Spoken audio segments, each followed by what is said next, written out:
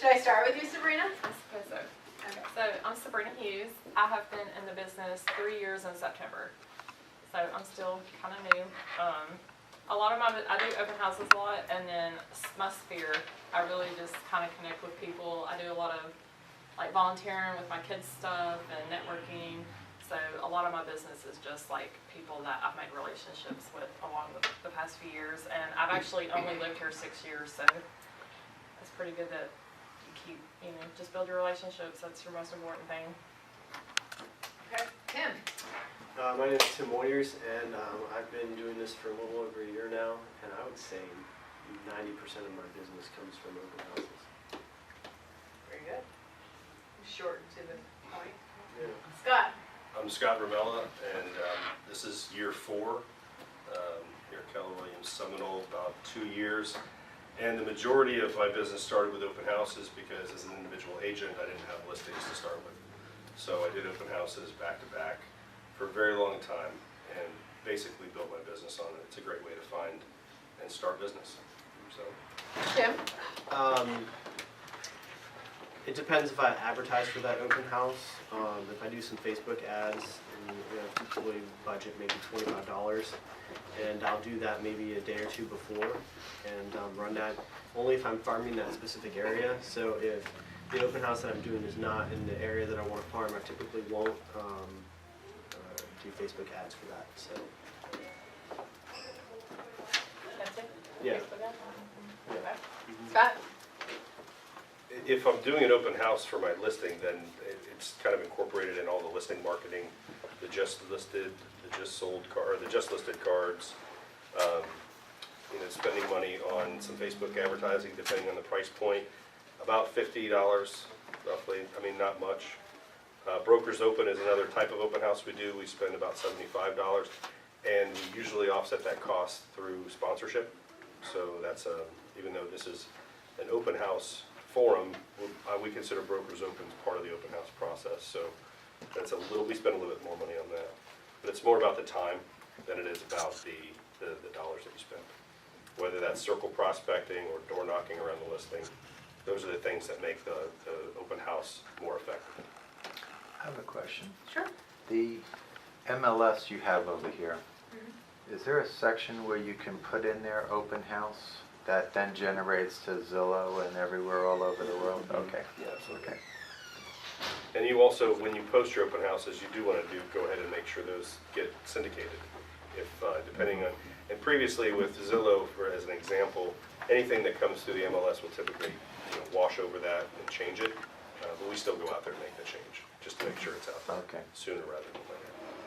We don't want to rely on syndication when it's, especially if we're getting down to a short window. If we have less than 3 or 4 days, we want to make sure that Zillow's up to date right away.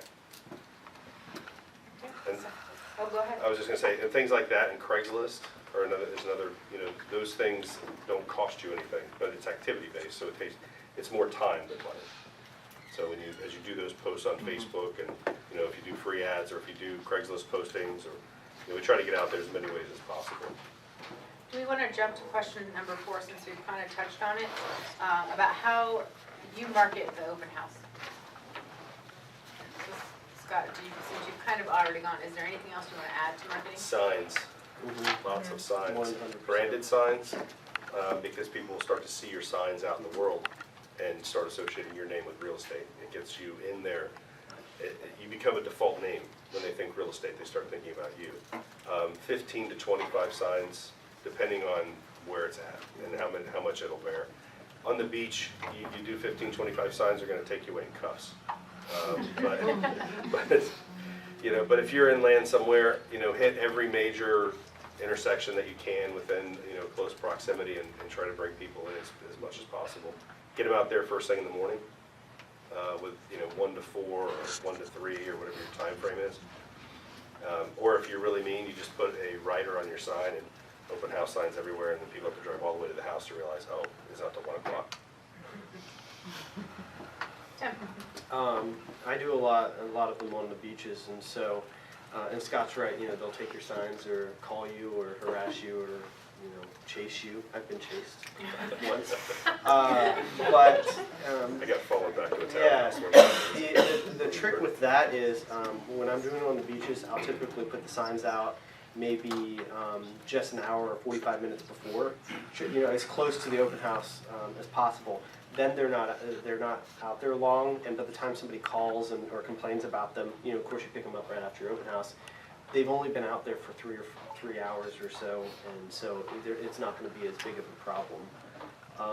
Also, I think it's a little easier on the beach too, because you have Gulf Boulevard's the main artery, so yeah, people have to drive by your side. yep, So that's great. Who's taking the signs? the city. Yeah, the city will take And them. they're working municipalities, on the weekends, Sundays and Yeah, Saturdays. somebody taking from the signs. city, sometimes the police will take them, sometimes if it's in front of a condo or You're some kind not of allowed association. open house signs. Yeah, they'll take them. You're allowed a certain number. Well, there's restrictions on every municipality. So I think Reddington Beach was, you're allowed 2 signs for an open house, one in front of the house, I guess, and one Sure. off of Gulf Boulevard. I mean, that was never gonna happen in my Yeah. book. Oh, yeah, I've That been out was at least 5 or 15 10. signs. It's like- So they take one of your signs. I mean, it's still worth, you know, the leads that you're getting. Just Right. do it. Play ignorance. For children. This Why- is being I ne- recorded, so you can. I never asked. You don't ask, and that I'm so sorry. I Yeah. didn't know your policy. We advance by begging for forgiveness instead of asking for City of St. Pete is 4, we found that out when we had 17, so. See, don't tell me. I don't want to do Really? this stuff. Is there anything else you do? It's all about for enforcement. marketing? Yeah, I think one of the big things is just getting out in the neighborhood, and, you know, if you're scared to door knock or go out and meet the neighbors, don't be. It's a different conversation when you're inviting them to an open house Yes. versus, That's the best time. to do hi, it. I'm your local realtor. They don't Yeah. really care that you're the local expert. They care that the neighbor's house is for sale, and now they can get all nosy and go check out Most the of the time house they that love they've it. been, yeah, exactly. Most of them really want to hear about it, and you have an opportunity to find the Mildred or the Margaret or the, you know, the busybody in the neighborhood. And that is your conduit for all sorts of intel, especially if that's an area you want to farm. Yeah. When do you do that in relation to the open house itself? Usually day before, you know, or 2, depending on when you're gonna hold the open house, or when you have the time or when it permits. I think it's better, if you're gonna actually door knock, then it's better to do it on an early weekend day, or like a Friday evening. Because you want people to be home when you're knocking. And- So Bruce, oh, sorry. So, I do a lot of signs too, and I like circle prospecting. I'm one of those crazy people that likes to talk to people on the phone that I don't know. So I'll literally just like go to the tax records and type in the neighborhood and just call everybody in there and invite them to. I do flyers. I like door knocking. I actually did a Bold 100 in October. This is probably the best one I've done, and it was the Seafood Festival weekend at John's Pass. So I was like, okay, I'm gonna do 100 people I want to talk to about this open house. So I went into all the businesses and just talked to all the people that work there. I didn't want to talk to people that don't work here. I was like, I want to find the locals. So I got like 3 or 4 buyer leads just off of like doing that, and then like my open house went under contract like that next day. Like it was just mass production because it was a great price. I was talking about the $15,000 down payment assistance and like so, just talking to people. So yeah, door knocking. For those of you who've never heard of a Bold 100, can you explain that to them? A Bold 100 is where you talk to 100 people in one day about real estate. So it took me like, probably 6 hours, I think, to do that between John's Pass, and then I door knocked the entire neighborhood after I did John's Pass to get all my 100. So you guys aren't just like putting signs up and hoping people show up? And I do Right. Facebook too. I do Facebook ads. Very good. So. When you put the signs out, you know, I'd go on Google Maps or something beforehand, and you know, look at the traffic patterns, where the major businesses are, and the whole idea is to direct flow into your open house. Even think about, be aware of, okay, so this is, you know, they're gonna have to make a right-hand turn here, so I'm gonna put actually not just 1 but 2 signs out there. You know, one just at the corner and then one, you know, a couple hundred feet there, so that they have time to make that snap decision and turn into that. The whole goal is just directing flow right into your open house. You also have the opportunity a lot of times to direct them the way you want them to go. So don't take them by the rundown 2 or 3 homes in the neighborhood. You know, take them the pretty way. Sometimes you have that option, especially you know, Yeah. where you have a good, you know, a higher end neighborhood next to a lower end neighborhood. Don't take them through the bad parts, get the good parts. You guys take ever them around. target local churches, like if you do it on Sunday and start leading them from church? Because I know a lot of people, that's I've done kind that. of what they do I've on done that down in Sundays. Pasadena. I've put extra signs where I know they're turning out from the church, but I've never gone directly to them. I like to do like a Publix, the grocery store. If that's nearby the open house, I put like 2 or 3 signs just in there because people, they're getting their groceries, but maybe they on the way out and they want to stop by an open house. And I always ask everybody that comes in, how did you see the open house? Did you see the signs? Did you see it online? 9 times out of 10, it's the signs. Yep. Okay, so do you guys use the sign-in sheets? And if so, what information do you request? Any tips on getting people to actually sign in the right information? Let's answer that. Any of you? You Well, start. I'll start because I have Tim's answer. Because I got it from Tim. So we collaborate a lot in this office. I have a sign-in sheet, and I have multiple signs that say, sign in. There's one, as you walk in the front door, it says, welcome to our open house, please enter, or please come in and sign in at the register. When you walk in, the first thing that you see is a table like this, or smaller, and it's right in front of the door, and it is a sign-in sheet and another posted sign. The seller requests that all guests please sign in. And I don't get a lot of pushback anymore. And I'm standing there going, sign in please. And, asking them if they want something, because I usually have a case of water at the property. I'm with Sabrina, I don't do food anymore. I've wiped off too many chocolate fingerprints from little kids with, So, but everybody, is amenable to a cold bottle of water. So I think that helps too when you're offering them something. But in Tim and I's conversation, we talked about how when you see a sign, you have a tendency to obey it. And it kind of plants this mental note that you should do it. And so the only people that are really averse to it are the ones that you really should watch. Exactly. I do a sign-in sheet, and I actually fill out what I want them to fill out because people are creatures of habit. So if they see your name, phone number, and email, then they're just automatically going to fill it in. So I always at least fill in the first line with some made-up name, phone number, and email. And I also put like my flyers, but then I have like another flyer that I started using it, and it says like 100% free buyer services. So they'll see that when they're signing in, because a lot of people don't realize that they don't have to pay for us, like on the buyer side. And so I have that there, and then I've been pushing that $15,000 bond flyer. So that's how I usually start getting them to talk to me. They'll see that flyer, and then they'll start asking about it. So like I've engaged them in conversation. I'm coming from contribution, and then they just like easily just sign right in. And then I saw something I thought was really neat, and I'm probably gonna order online in one of my Facebook groups last night. This girl ordered this like really pretty post, and she puts her iPad on it. So when they walk in, they have like this really pretty post, and then they sign in digitally on her iPad. I thought that was genius. Oh, wow. I've heard that helps Looks people fancy. want to sign in because they get to touch that. Yeah. Yeah. So, Okay. go ahead. Well, yeah, Scott, basically, that's my methodology.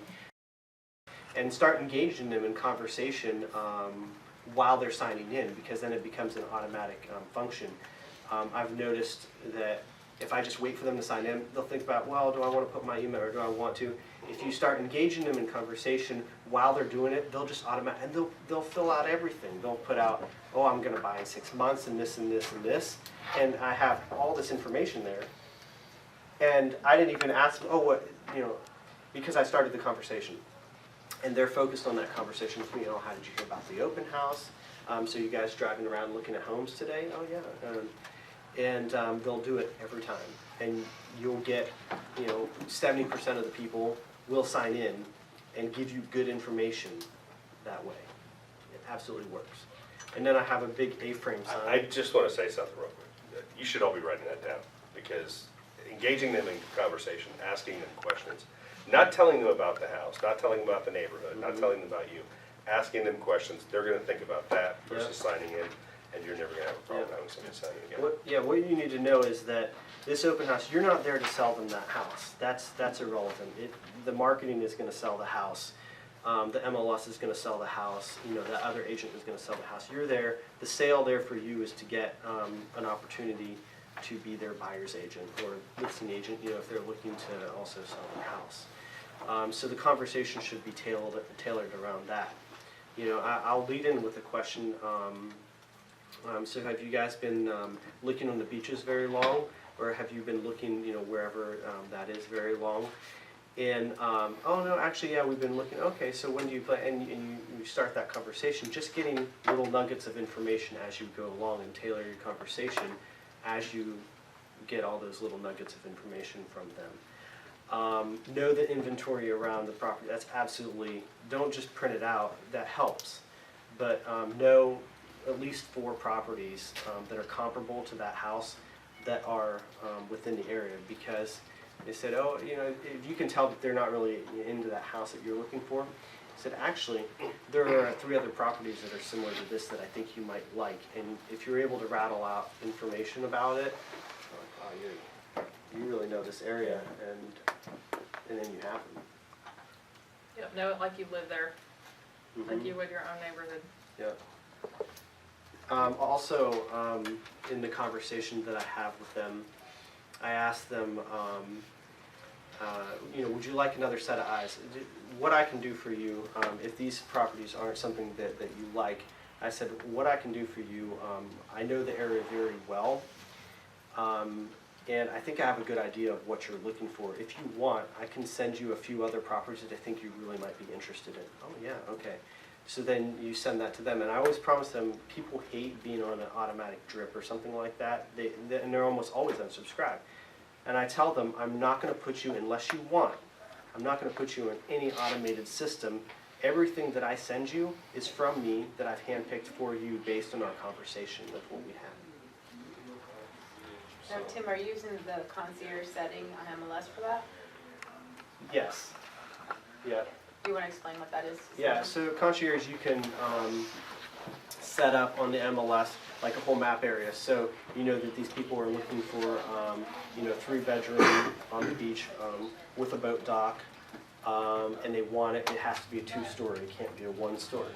So you map out that on the MLS using the concierge service, and anytime a new listing comes up in that, it will, on your dashboard, will show, oh, you know, there's a new listing on this, so you click on that, and it's connected to a person's name, and you can approve that before you send it out. And it's important that you do that you approve it before you send it out, just so that it doesn't send stuff that's not relevant to the customer. Because I've been burned and I've lost customers that way, and they get upset. They're like, why are you sending me this? This is not what we talked about, and they'll unsubscribe, and then you've lost them. And you're probably the only one doing that, because the other agents have probably put them all on different drips, so that's sending you a card. Yep. You ask them at the open house if they've been working with another agent? No, I don't care if they've been working with another agent, because I'm the expert there, and I'm gonna try to answer their questions at all. And if they're working with an agent, hey, maybe, you know, their agent that they're working with or talking to isn't gonna provide that high level. To me, it's not We relevant. do run the risk of interrupting a relationship.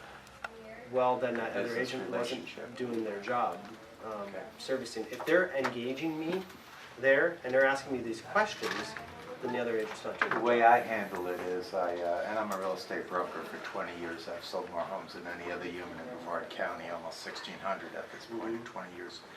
What I do is I say, are you working with another agent? If they say, well, we have been, I go, well, if you find that you're not happy with them, or if you decide you would like some, excellent service, I'll let them know I've sold more homes than any other human. Be happy to help you, like that. That way you don't run the risk, because it can be tricky. If Yeah. another agent has a whole paper trail of emails and maybe a contract they've written, and suddenly you take them, you go write an offer, and whoa, wait a minute, I mean, you got to be a little careful with that. I like your cocky, I don't care attitude. That's great, That's Yeah, but important. if they're not getting what they need from the other, if they're not searching hard enough, or they're not, staying on top of things, I mean, it's in their best interest. I got my real estate license. I've been an investor since I was 19. Out of sheer frustration with agents. Okay, I worked with over 100 of them before I got my license. Most of them are late. Yeah, I understand, yeah. There's a lot of good agents out there. There's a whole lot of very bad ones. So the Absolutely. disclaimer I'm gonna put in here is if they are working, they've signed a buyer-broker agreement, obviously he's not gonna breach that relationship. And he's not gonna step on procuring cause toes, right, Tim? Yeah. Okay. Just wanna make sure we. They tell you right away. They say they'll say, "Oh, I'm working with," and So-and-so, if, yeah. if they're actually they'll say it. They'll Yeah. say, "Hey, I'm working with the Redmonds down here on Redmond." Oh, that's great. I said, just denote that in your sign-in, and Yeah. I'll know not to follow up, and it's fine. Or follow up with the Redmonds. Yeah. The challenge we have, and I think it's probably more recent history than the time that you've been in, is we have so many people who go to an open house. They get a realtor's card. The realtor engages them, they get them on a sign-in, and then they send them a list of properties. And then when they're asked in an open forum without any rapport, are you working with an agent? Oh, yes. Well, what's their name? Well, they don't even remember because it's just somebody who's sending them emails. So It's you not didn't they're actually bother. I was working asked, with an yeah. agent. I Yeah, would ask. absolutely. I always ask, and I think it's more of, the question is more of, have you hired an agent? Because that's more of a definitive question than, are you working with one? Yeah. Because almost all of them know one. Right. And they'll say that Yeah, that's the everybody person knows an agent. to push you off, Yeah. because, Yeah. hey, I just met you, you're coming on a little strong, but, at the same time, you kind of want to know where they stand. And Yeah. if you ask them if they've hired an agent, then they'll say, especially if they're working with somebody, in a formal way, then they'll present that. Yeah. But, having that mindset about, that we're self-regulated, we have to do that. We have to be Yeah. respectful of other people's Well, if rights. they do say they are, then I say, oh, who are they, Yeah. and they go, oh, yeah, I know him. Yeah, and yeah, absolutely, yeah, in your regard, you probably know them all anyway. yeah. Yeah. There's Well, so no- many new ones, so. No, Oh, I they have come and go, don't they? I have a perfect example, and this is something that I've closed. So these people came in my an open house in Bennington Beach, and I'm just discovering what they're looking for, just talking about what their needs are, and they were looking for a Gulf front house, and they said, if you find us a good deal, let us know. But I got to that part of the conversation, because they did say, oh yeah, we kind of have an agent looking for us. And I said, would you like another set of eyes out there looking for you? I said, oh yeah, absolutely. So I said, I started, looking, aggressively on that. Anytime that I saw something that might even be remotely of their interest, give them a call. Almost to the point where they kind of laughed and said, oh my goodness, they said, yeah, you're starting to annoy us, but I was after them. All that to say, I found them the right property finally, and it was a $1.6 million sale. Closed 4 weeks ago. And their buyer's agent before, who I definitely stole from them, you know his name if I said it. Okay. But they said, and he's not with Keller Williams, but they said, he wasn't responsible. Yeah, yeah, He did not find, they said, you found us what we yeah, needed. yeah. And I said, and this property that you sent us, we never got it from you. So, am I sorry for that? Absolutely not. No, I made a big sale for that. So that guy, he was snoozing, so. Yeah. So that's what happens. Do you guys want to add any more to that, or can I move on to the next? Moving one? And then right they'll just tell you they're working with an agent if you ask. I don't know. I don't usually ask. I try to engage them in conversation, and then if they bring it up, I'll even maybe ask them if they've been looking at houses just to see if they're just saying it, because they will. They don't want to talk to you sometimes. So you just have to really engage them in the conversation and come from value. You have to bring something of value. I love another set of eyes. That's awesome. Yeah. Well, and you use I've heard many times people use the example of when we go to a store, if you're offered, like you go to Home Depot, I'm obviously in Home Depot to buy something, but I don't really want to talk to that person yet. Yeah. So your default is, no, I'm good, I'm just looking. No, I'm not. I came there to buy something, and it's when I'm ready is when I'm going to engage in that conversation. So a lot of times asking them that, you're giving them the out right away to stop talking to you. Yeah. What's the official stats? I think it's 70% that come through an open house are unrepresented. Mhm. So 70% of the time, they're not really working with somebody, and they're just trying to blow you off. if they say they are. So, then also, as you're giving them the whole grand tour, like you say, so this is a 3-bedroom. Are you looking for a 3-bedroom? Oh no. So I'm taking notes and then by the time to end the conversation, you don't have to do an interview, or what do we call it, an Ignite? Our consultation. I've already done it for them, and they don't even know it. I know exactly what they want, and I put that into my the CRM.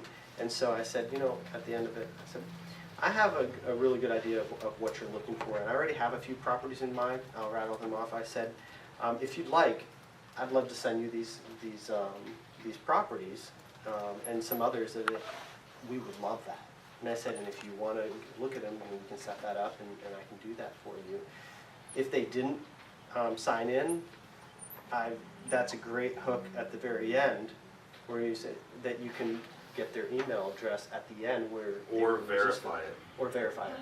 Yeah. Or verify it, Yeah. because they may have given you, something I've asked that before. not entirely, is this the best email for you? Oh no, my real one is way better. Yeah. But that's funny, but you don't get to that until you have the opportunity to add value or offer them some value.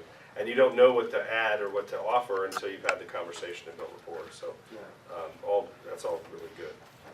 So one of the questions that they wanted me to ask you guys is how many hours are you doing the open houses? Are they on particular times and days that you notice work better? And do you do them on holidays? Yes. Would you like to expand on that, please? For my first year, as you guys have seen, I almost every weekend I was doing the open houses, because you never know who's coming by. I typically do the Saturdays on 1 to 4. I've just played around with the times, and I feel like I get way more traction in the afternoon than doing it like a 11 to 1 or something like that. And then I always leave it open-ended. If you feel like it's picked up right then, don't leave. I've definitely got something, at 4:30 where I get 3 more groups of people come by, and somebody ends up buying because they came at 4:30. So just kind of feel that out. I actually I leave the table as the last thing that I do. So I'll go out and collect the signs. I put 2 8-foot flags up. I take those down. I take out, the table's a lot, because someone could come in as you're tearing down, and then, they're interested in looking, and then they can still sign in. So don't be late to your open house, because there's definitely always somebody that shows up right on time, or 5 minutes early. Yep. I do Saturdays and Sundays usually. I like 1 to 3 on Saturday, and then Sundays usually 2 to 4. And do you do them on holidays? I have not done them on holidays, but I'm gonna start considering that, because I actually had some friends that I was working with, and we went out on Mother's Day, so I just didn't see my kids all day, and we put an offer in, and some of the agents were like, "You really want to show it on Mother's Day?" Yeah, I have people that need to move next month. That's a serious buyer if they're out on a holiday. Yes, yeah. That's a good point. You might not get the traffic, but you'll definitely get a serious buyer. Yep. Or just somebody who has nothing better to do.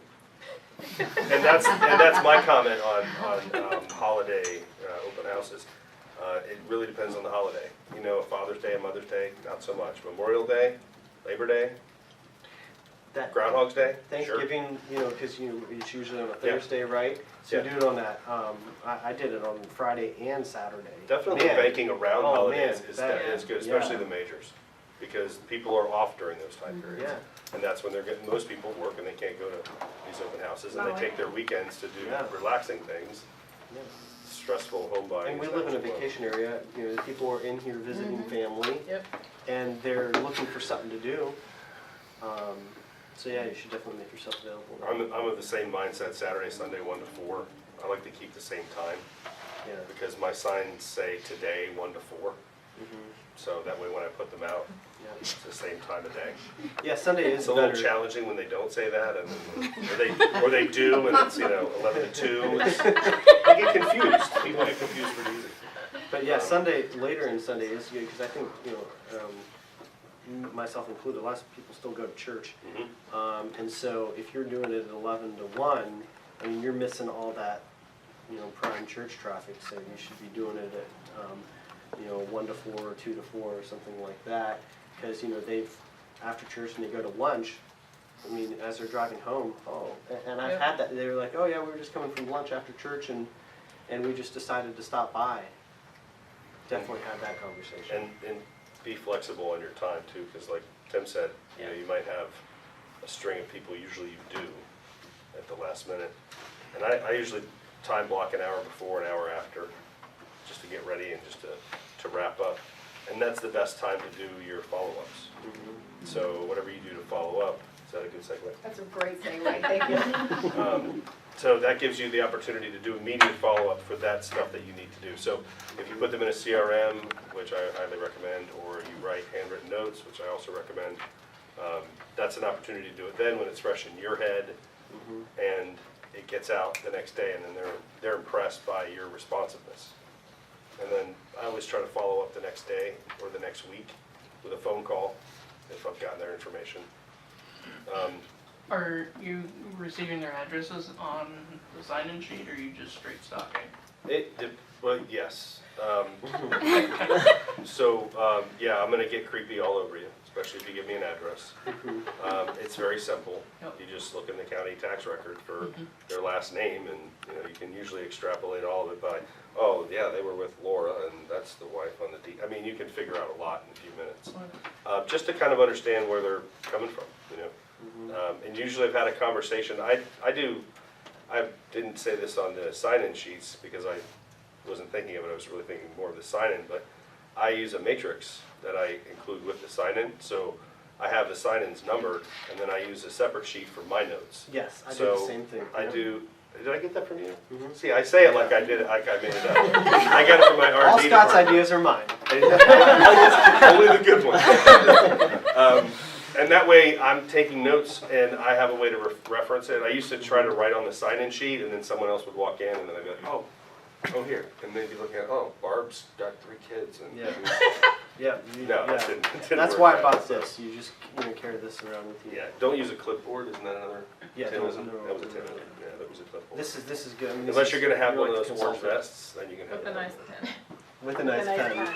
What do you- that is what so do you- amazing. He uses a portfolio. Yeah, something like this, and I So usually when he's just a matrix, just another sheet of paper numbered, Okay. corresponding to the sign-in sheet. So the sign-in number 1, I'll have number Yeah. 1, and then lines to write my notes. So my notes about my conversation with them. So What- then I go back and do my follow-up. I have something to reference exactly. Okay. because I'm not going to remember it. Yeah. Would you have a buyer's consultation blank sheet in there, just to? You're doing it as You're kinda you're doing doing it, it yeah. as you But talk to I them. just like That's for not a bad for idea. a reference point. That's not a Yeah. bad idea. For some, Absolutely. just to kind of jog your memory of, Yeah. did I get this one from, maybe on the left side? Start filling one out. That's a great Yeah. idea.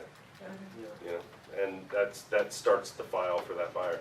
I want to get a little bit more commitment before I create too much paperwork. Yeah.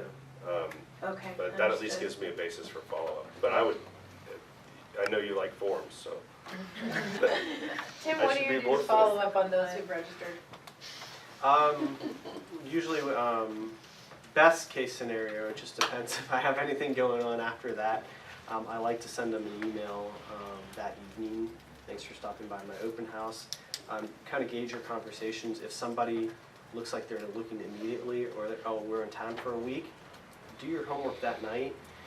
Prepare them a list of homes that they're interested in. Send them that, hey, I did some initial digging. I think these might be of interest to you. And then I always ask for feedback.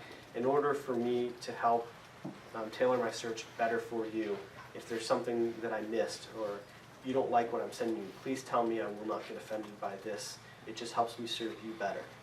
And I get a lot, feedback. Actually, we're not looking here. I want something that needs to be over 50 feet of water frontage. And I didn't get that in my conversation, but now I won't eliminate anything that doesn't have that.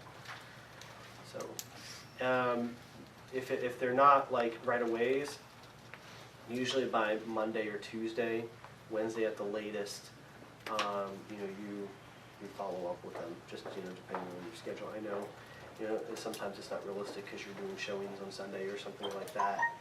and then you got family stuff or whatever.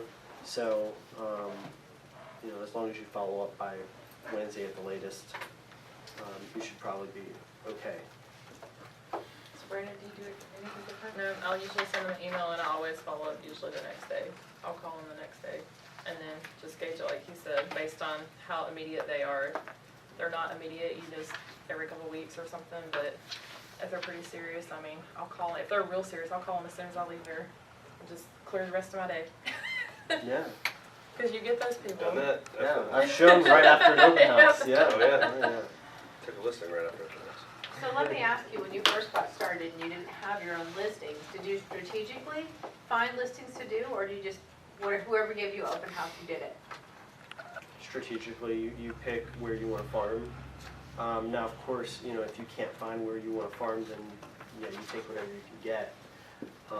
But definitely, and two, before I ask somebody, you know, you can look what listings, our office, I mean, it's all in the MLS, and you can see whose listings is what. And somebody may not have time to do that open house. You're like, oh, they have a listing somewhere where I want to farm. So then, you know, you ask that person, build a relationship with them. I do farm, or I like to stay in the sweet spot, the 200 to 400 range. So I'll pick an area that I like that's in that range that turns fast. And new stuff. I want to hold something like that just came on the market. Like I don't want something that's been on the market, Yeah, you know, a month. I want something that like came on Thursday and I'm going to hold their open house for them on Saturday. yeah, that's when you get the most traffic, too, Yep. definitely. Goth, I'm sorry, what was the question? did you, when you first started, Well, when I first started, okay. yeah, now you have listings, yeah. so No, I I'm assuming had, you market them. It was hunger, you know, it was whatever was there. I did 20 on a $145,000 house that I never sold. It wasn't my listing, but the agent obviously didn't want to hold it open. Didn't tell me why, 'cause, you know, I mean, I got traffic, I got my first deal out of it, so, yeah, it really, I wasn't quite as selective as Tim. You know, in hindsight, I probably should have been, but I broke my teeth on that deal and, you know, learned how to do open houses from there, so. Second home that I held open was over 600 and sold it in the open house, so, I was hooked, obviously. So, any and all the above. Lauren, you have a Has question? any of you ever done an open house for an agent and another brokerage? I have called before and they haven't let me. Usually. But it's the funny because broker their team leader calls you immediately and she tries to recruit you. Yeah. Oh, you're a go-getter. You're way more alive than all my agents. You bring some of that energy. Yeah. No, I've tried to ask before, but no, I haven't. Most of It's your, tough, yeah. most of your open homes, are they vacant open homes or are they where people are living in them? Vacant's the best. I love Yeah. that better because then you can stay later if you want to. Yeah, you have more Do flexibility. you worry about professional thieves coming through occupied homes? You don't worry about anything really. It's a concern, and you know that's one of the reasons why I think we're really strong on signing in and getting a direct eye contact with someone. Yeah. That's one of the things the table does. It stops them at the door, and they have to engage you. And most people that are trying to case someplace for nefarious reasons, they don't want you really paying attention to them very much because they don't want you to remember them. So, it's the vacant houses that I do are mostly investors that, the house is staged and, Those are the best. those are, hey, come on in, check it out. It's like, case it all you want, you're not gonna come back here and make anybody unhappy. But more to your question about open houses for other people, you can do open houses for sale by owners. I've done that. That can be effective. I've done that before and I've turned FISBO because I did an open house for them. They're like, wow, you've done so much for me and I'm not even listed with you.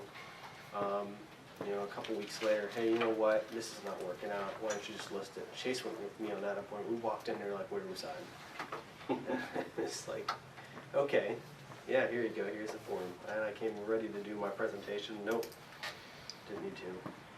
I will say if you do somebody else's open house for them, I would just as a courtesy to them and to show your value to that other agent, even if they don't have time for it, make sure you ask for feedback on the home, and I would, write that down, and type it out and send it to them. Before, they'll ask you, but I would, before they're even asked, and I usually text them, hey, we had, 9 groups come today, we had 10 groups come today. These are some of the negative things that they said. Some of them are, not okay with the price, but, give them a lot of information because it shows value to that other agent. And, then they might start asking you, hey, I have a good one, I can't handle it, nobody on my team can. If you want it, we can, and they'll start asking you. And I have a card like that my title agency created for me, and it's like open house feedback. So they go in and ask them the time frame. It's a sign-in pretty much, but then they can kind of rate each room, and then they can tell you if the price is too high or too low. So for like your sellers, when you have listings, it's so nice to, if you have the cards, you can just give them all the cards and see, this is like what they're saying, especially if you want that price reduction. They think it's overpriced, this is what they think it's worth. And these are the buyers coming through to tell you. And it's really pretty, it's all professional looking. Van Dyke had something like that. Yep, Charlie made me something. I gave him. So Lauren, or was it Lauren? Asked about, or no, it wasn't, I'm sorry. About worrying about people stealing. Do you prepare, when people live in the home, do you ask them to prepare a certain way to show the home, like Oh, yeah. put away medications? Yeah, Can you go Put into away that a little bit? valuable, don't leave, Medication. cash laying on the dresser, a lot of jewelry out on top of dressers, and I want to put those in the closet. And that goes for the whole showing period. That goes for the whole listing period. You don't want, that's more of a prep for listing than prep for open house, because they shouldn't have that stuff out anyway. Okay, thank you so Yeah, much. iPad. All right, the good thing is go to like one of these, what do they call it, Tuesday morning or Home Goods or whatever. Just get some baskets and give them to your lister, your sellers, and say, look, here's a basket for the bathroom, here's a basket for the bedroom, and put all the stuff in here that, for a showing, you're gonna throw everything in this basket and put it on the top shelf in the closet. Or, that way they can kind of get things ready a little faster. Some people, they might need 2 or 3 baskets per week. Oh, got one of those today. It's not as bad when an agent goes to show it, because then you know who that agent is, and if something's missing, well, hey, But with open houses, you don't know who these people are. It's true. And I remember seeing the same couple, and she had the big purse, and I followed her around. I'd see them all. I saw them for 6 years going through Satellite Beach, looking at open houses. Like, yeah, I know why you're here. Yeah. But the other thing with some of the more upscale homes, and where they have some nice little knickknacks here and there, I've told people, you sign in, and if they say, well, we don't want to, I'm sorry, the owner is not allowing you in their house. Because if they're not willing to sign in, they're not going to buy the house. I don't know that I want them as a client anyway, So, it comes to a certain point where it's like, I'm just asking you to sign in. Do any of you have any questions that we have not addressed? We have 15 minutes. None? I have another nugget. Go ahead, Tim. So, I don't know, if you guys do open houses right now, does anybody you kind of want to follow them, right? Like as you're, just to answer questions or try to get information for them. I sense, and I've been told too, people don't like you to follow them around while they're looking around in the house. So preemptively, a good way to address that is, as they're signing in and you're gathering some information, all right, are you ready? I'm going to give you the grand tour of the place. So now you're leading it. Love that. And so you're actually following them around, but this time, you're giving them something by following them around. So, okay, so this is the, this is the formal dining room, and I said, here we have some nice chair, and Here's the kitchen, this Yeah. is a stove. but you're giving them, some information, but then at the same time, as you're keeping an eye on them, and you're getting some useful information as you go. So So how do you break that away when you I said, have multiple guests? yeah. How do Well, you manage that? Okay. Do I need to sit over there? Well, Wait, Since how we had how a pre-panel? yeah how I handle it. Usually, only a handful of times you'll get like 5 people show up at one point in time. Never leave the person that you're giving the tour with. After you can kind of hurry it along a little bit, But then as soon as you're done with them, somebody's on their way, hey, I didn't catch, there's some other features of the house that I wanted to show you. Have you seen, actually, there's a solar panel outside, have you seen that? As a way to hook them back in and then, start that conversation. If you have the signs and everything like that, you'll be able to follow up later. You definitely won't be able to talk to everybody, and that's just the nature of the beast. I think that's a good point too. You don't need to have 100 people come to your open house to be successful. That would be the most wretched open house ever. Yes. Because Yep. you probably wouldn't be able to engage with one person at one time. Yep. And you have to get that permission to follow up.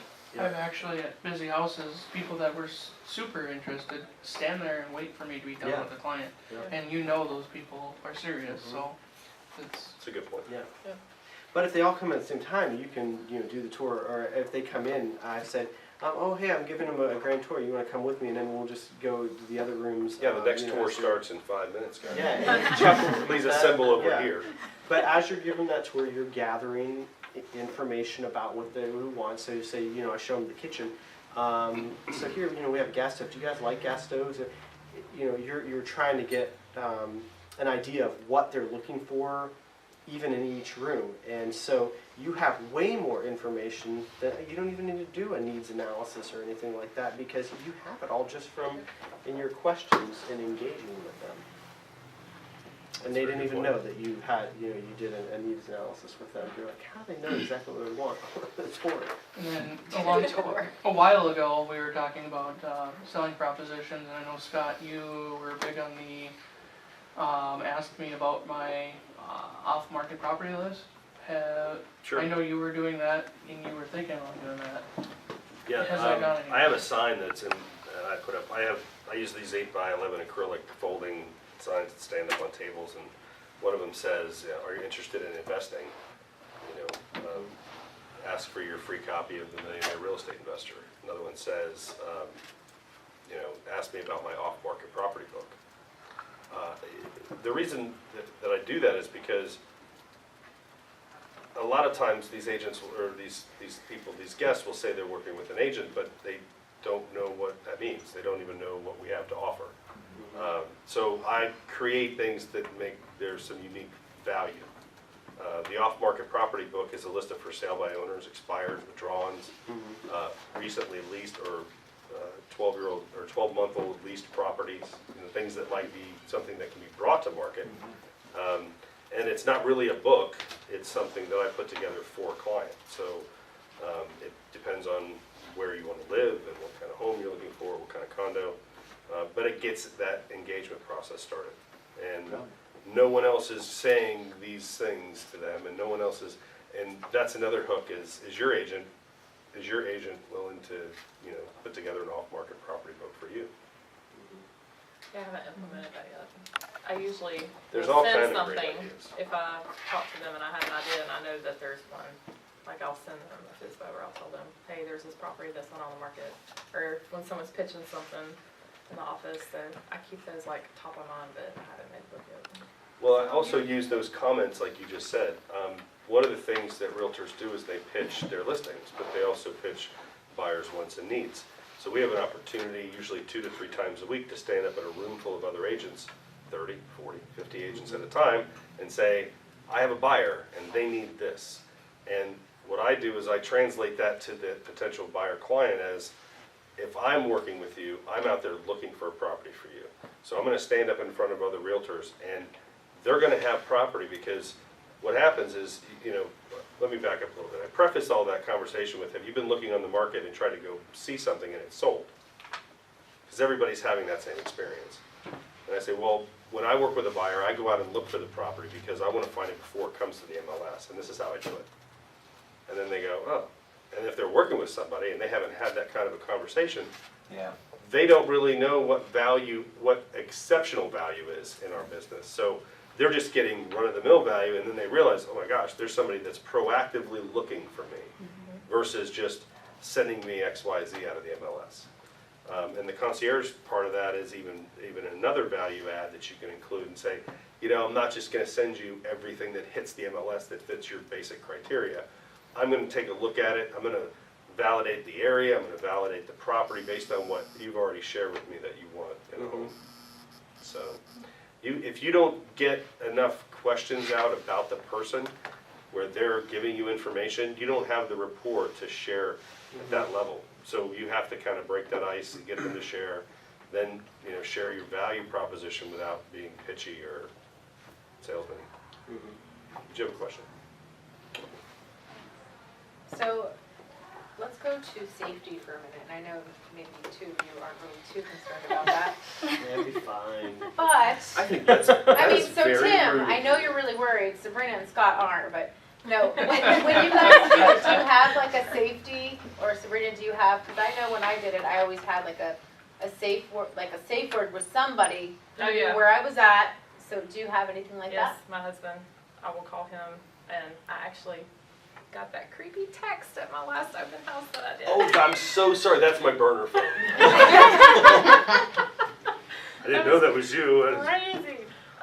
Yeah, so my husband is the red folder. I told him if I ever call home and say I need you to go to the office to pick me up the red folder, like come and get me. And I'm usually pretty close by anyways, but I'm usually have my headphones on and I'm talking to him most of the time I'm in there. And like if I feel like weirded out or something, I'll just dial him. But I have stuff on me too to protect me. You packing heat? Sorry, I'm gonna be packing. Scott, Tim, do you have anything like that? No, I actually, I never thought of it. I mean, I always tell my family that I'm doing, you know, because sometimes they'll stop by or that, but I always tell them that, you know, I'm doing an open house. So there's probably some built-in safety there. But, you know, put it on Facebook as well. You know, it's marketing as well. Do a live event. Everybody knows, all your friends know. Sometimes they stop by. Yeah. Very good. So they also make flashlights that have tasers in them, just FYI. So we have a couple more minutes. Do we have any other questions that we want to ask the panel?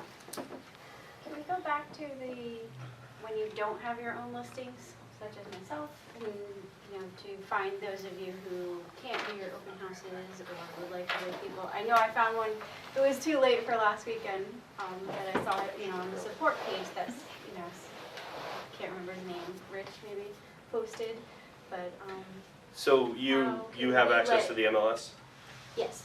And I only say that facetiously because No. we haven't met, and I don't know if you're brand new or not, but in the MLS, you can see my office active listings. Okay. Go ahead and sort by active days on market. Find out which ones are new to the market, and just reach out to those agents, whoever they are. Okay, It great. doesn't have to be anything that they're asking for, because some of them won't ask because they don't know. Right, and that's They what I don't. was asking about. I heard you say that, but I didn't catch the whole. Yeah, or the Seminole support page, just constantly post out there and say, hey, I'm available. But I would be proactive and reach out to agents that have listings that need to be held open. And that's a good way to find them. And do, I would do that after you hold the open house. Do the feedback, like, Yes. because then they'll start asking you to do their open houses for you. So Neighborhood where nobody else wants to do the open house. Right. And it's not terrible, you can get business from there, but what a lot of times happens is you end up getting a lot of business from that one neighborhood and that becomes your neighborhood. And sometimes that's not a neighborhood that you want to be your neighborhood. So, you know, that's why. Make it worth your while. Right, That's how I And got stuck understand in you're Orchard gonna, Village. yeah, absolutely. And understand you're gonna have visitors that are, 10 to 20% below your price point for your open Yeah. house. So they're not gonna be all, at the same value. And go after for sale by owners. Do open houses. for Yeah, that them, was the and other you'll thing. start There's- getting listings. There's no line there. Right. There's nobody waiting to do those, Okay. Those are easy to get. Yep, and your script with them is, I'm willing to do an open house for you, and any leads, the value for you, any leads that come in that are interested in this house, Right. they 100% go to you. I'm not going to take any commission, but I'm going to do it at a high level. Absolutely not. Don't do that. No, it said but what I do, I said any leads. No commission. How dare you? Any leads that come in that aren't interested in the house, this is where I make my money. If they're not interested in this house, in your house, then I'm able to help them to find what they need, and I'm going to make money from those people, and they're going to appreciate that. They're going to say, oh wow, he's willing to help me for You are willing, that's awesome. So you because don't I would charge do them? that. No, I don't do that. I want 3% if I'm Yeah, I holding mean, it open and I get a buyer for them. I mean, that's a whole different panel Yep. on for sale by Yeah, owners. but you usually, But when you have, How when you're many- marketing it for let's sale be by honest, owners, that's no, when you true. go to market, Yeah, they don't usually show us to usually buy the if you're house. gonna yeah, they get don't an open usually show up to house, buy the house, and you kind of, because the other agents are gonna say that. if they show up to the open house, or if you are able to do an open house for sale by owner, you should have a one-off commission agreement with them already, where they'll pay you 3% if you bring a buyer. That's just part of the process that I go through, so I wouldn't be holding an open house until then. But at the same time, you can give them the statistic and say, here's the deal. The value for you is you get your house exposed to the greatest number of people, and agents are gonna come too, you know, they're gonna bring buyers, because I'm gonna market it to other agents. And there's your value prop. You know, it's not that you're gonna do the work for free and you're not gonna represent a buyer that comes in and possibly buys that open house, but you're gonna expose their home to more people, potential buyers, and that has value. Yeah. And you're doing it without any compensation. You have no right to agree or ask for compensation if one of these other agents brings someone in. But if you find a buyer for it, you have an agreement to be able to get paid commission. And the value there for them is you're paying me 3%, but I'm gonna be managing the whole thing. I'm gonna be handling this in transaction as a transaction broker, and then you go into the, what is a transaction broker conversation? You lost me there. So if an agent brings in one of their buyers, Yeah, I mean, you have no, if you don't have that as a listing, Right. but you have a one-off agreement, like, the one-off agreement is, I'll pay you a commission if you bring me a buyer.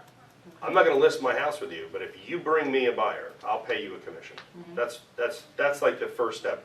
I think that's great because that gives you inventory no other realtor has. Because now you have an agreement with that seller to, if you find a buyer. If you hold an open house, you're gonna market that everywhere, so you're gonna get agents that'll come in and with their buyers. So you won't be able to participate in that transaction. right? So that's where you're giving something for nothing. So I would think that one-off would be more advantageous to the person listing, because if you didn't have that agreement with them and you weren't taking that commission, you may be more apt to shift them into another house, because Definitely a great comment, and that's So- true, and there's many nuances to that because of, I'm there to get buyers, not, Yeah. not to sell that Right. house. Yeah. And right, you're probably so not if you're gonna not sell that getting a house. commission, if you're not gonna get a commission from that seller to sell that house, what is your motivation to sell that house? to get buyers. Get buyers. To get He's- buyers. But, yeah. To the That's seller. why you're there, To you're sell there, it. I it's a understand, storefront. I understand that, I understand that. I'm saying, what is the motivation to the seller to Exposure. have you? Exposure. Okay. You're helping them to sell their house and it's costing them. You're doing nothing. something that they don't wanna do, they don't know how to do, Yep. and they think that realtors, you know, just, Mhm. they don't work for a living, so that's why they think it's so easy to sell their home themselves. Right. Right, but then they have crickets when they put it on the Yeah. market and they don't know why. And then you come along and say, well, let me hold your house open and we'll get Yeah. all this traffic in there. But There's you're- really no cost to them to do Yeah, that.